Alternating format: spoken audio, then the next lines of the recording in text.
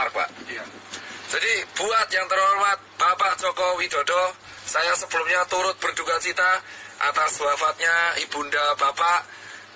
Semoga almarhumah diterima amal ibadahnya oleh Allah Subhanahu wa Ta'ala. Tapi setelah itu Pak Joko Widodo, Bapak itu memiliki berbagai menteri yang jujur saya koordinasinya buruk. Yang pertama adalah Menkes, ya kan? Supir Menkes hari ini melakukan blunder lagi dengan mengeluarkan statement yang menurut saya sangat-sangat mengecewakan, yang jujur kontroversial. Pak Menkes, Pak Terawan, dan Pak Supir, asal kalian tahu bapak-bapak bahwa kami ini di tenaga medis berjuang tenaga di depan itu hanya mempertaruhkan nyawa, Pak. Banyak teman-teman saya itu udah meninggal, Pak, ya kan? Dan banyak guru-guru saya itu udah meninggal, Pak. Dan ratusan teman saya itu sekarang lagi dirawat, Pak. Asal Bapak tahu nih, Pak Yuri dan Pak Terawan, kalau ngomong tuh dipikir, Pak. Tolong banget, Pak. Jangan mengeluarkan statement yang menimbulkan perdebatan di masyarakat. Anda itu di BNPB mengeluarkan statement barusan, yang miskin menularkan yang kaya. Itu gak jelas, Pak. Jangan pernah membenturkan penyakit dengan status sosial di masyarakat. Saya itu capek, Pak, tapi lebih capek teman-teman saya di GD. Anda itu Menkes, jubir Menkes, Anda itu membawa nama pemerintah Indonesia. Setuju gak, Pak? Setuju.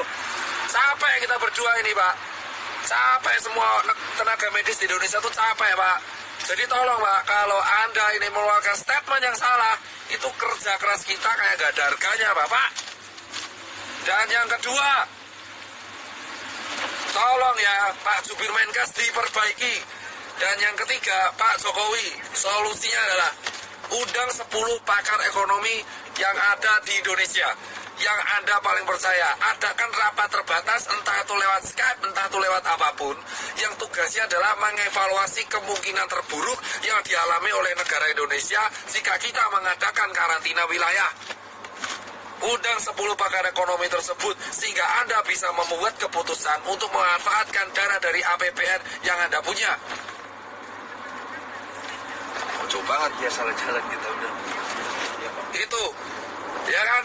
Dan yang ketiga adalah karantina wilayah harus segera dilakukan. Ini bisa dilakukan jika Pak Jokowi telah mengeluarkan statement.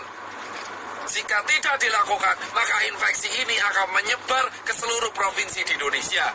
Asal Bapak tahu, Pak Jokowi Widodo dan teman-teman pemerintahan yang sekarang duduk di istana dan teman-teman DPR yang duduk di kursi paripurna, asal kalian semua tahu, ketika kalian duduk di singgasana kalian sendiri, satu dokter tiap hari meninggal dan satu tenaga medis tiap hari meninggal. Dan relawan banyak yang terpapar. Dan sekarang semua relawan yang bekerja keras, kita itu gak peduli bayaran, kita cuma pengen negara ini sembuh. Edukasi Anda di rumah aja itu tidak akan efektif jika Anda tidak melakukan tindakan represif. Dan asal teman-teman tahu, ini infeksinya sudah menyebar ke seluruh provinsi di Indonesia. Jadi tidak ada celah untuk lari dari virus corona sekarang. Ini terjadi karena Jakarta tidak dikarantina wilayah. Ini beda dengan lockdown. Ini karantina wilayah. Jadi tutup semua akses dari kota Jakarta dan keluar Jakarta. Tidak akan bisa dilakukan jika ini tidak kompak bersama-sama. Muter, Pak. Ya. Ingat teman-teman, kenapa saya bilang karantina wilayah itu penting? Tegal sudah melakukan, ditegur. Pak Ganjar sudah melakukan dan membuat statement, ditegur. Anjuran itu tidak akan efektif jika tidak ada aturan yang dibuat yang bersifat represif kepada masyarakat. Jangan sampai Indonesia kayak Italia. Jika Anda pengen negara ini selamat, lakukan karantina wilayah apapun resikonya. Karena ini sudah nih. Pak, sana Pak, sana. Ini diputar. Salah Pak, salah.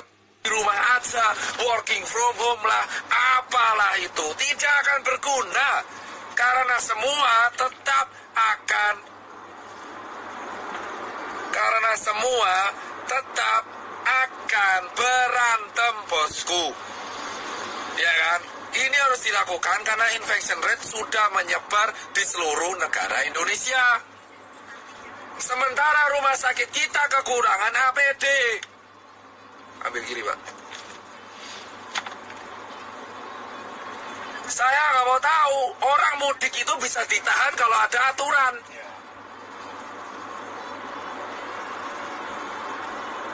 Orang ini, di mudik ini, kenapa mudik? Karena nggak ada aturan. Kita nggak bisa nyalenya mudik karena nggak ada aturan. Anjuran itu percuma. Anjuran doang percuma. Kita semua harus menekan pemerintah karantina wilayah. Emang ekonomi hancur, tapi ekonomi Indonesia sekarang pun sudah hancur. Dolar udah mau 20.000, UKM udah pada gulung tikar, travel pada sepi, hotel pada sepi, penerbangan pada sepi. Mau ngapain? Mau ngapain? Gila. Sudah percuma. Ya kan? Ini dilanjutkan atau tidak, ekonomi kita bakal hancur. Dan kita sekarang belum ngurusi TBC, belum ngurusi DB. Karantina wilayah harus segera dilakukan. Hanya relawan, TNI, Polri, sembako, ya kan, SPBU, dan hanya dokter tenaga medis yang boleh keluar.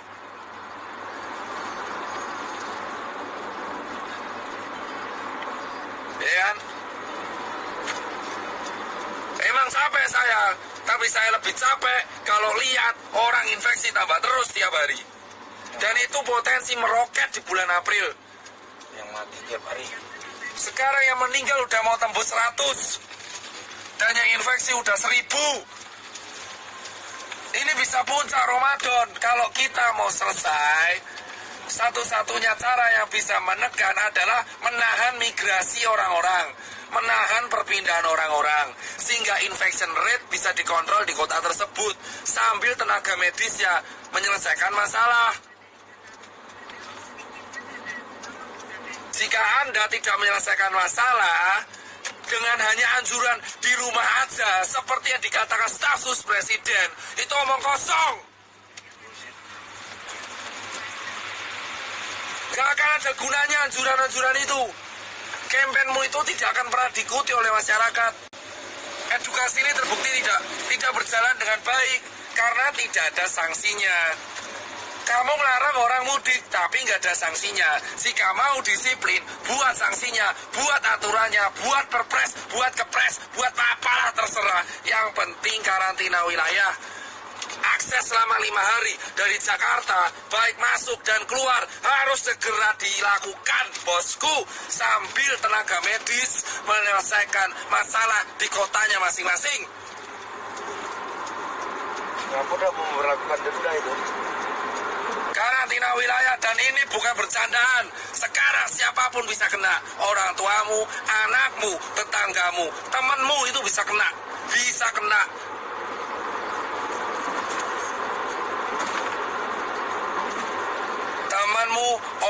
Temanmu siapapun bisa kena sekarang, bos. Ya, dan saya minta ini sampai suara saya habis, saya gak peduli. Dan berikutnya adalah tolong cek kesiapan pangan. Jika pangan sudah siap, jika ekonomi emang hancur, pangan sudah siap, lindungi pangan di seluruh kota masing-masing. Setiap kepala daerah wajib menyetorkan pihak keamanan untuk menjaga kesiapan pangan. Pasar minimarket harus dijaga supaya mencegah terjadinya penjarahan.